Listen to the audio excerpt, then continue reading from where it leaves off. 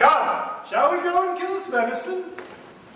And yet it irks me, poor dappled fools, being native burghers in this desert city, should in their own confines with forked heads have their round haunches gore. Indeed, my lord, the melancholy Jaques grieves at that, and in that kind swears you do more usurp than doth your brother that hath banished you.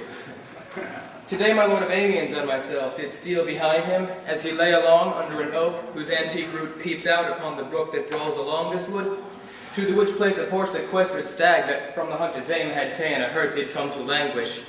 And indeed, my lord, the wretched animal heaved forth such groans, that the discharge did stretch his leathern coat almost to bursting.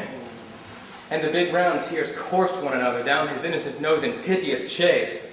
And thus the hairy fool, much marked of the melancholy Jaques, stood on the extremest verge of the swift brook, augmenting it with tears. But what said Jaques? Did he not moralize the spectacle?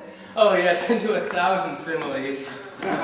First, for his weeping into the needless stream, "Poor dear," quoth he, "thou makest a testament as worldlings do, giving thy sum of more to that which had too much." Second, being there alone, left and abandoned of his velvet friend, "'Tis right," quoth he, "thus misery doth part the flux of company." Anon a careless herd, full of the pasture, jumps along by him, and never stays to greet him. "Aye," quoth Jaques, "sweep on, you fat and greasy citizens, 'tis just the fashion. Wherefore do you look upon that poor and broken bankrupt there?"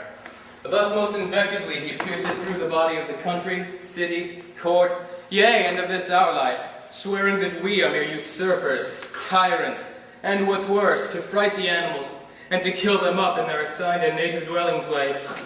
Did you leave him in this contemplation? We did, my lord, weeping and commenting upon the sobbing deer. Show me the place!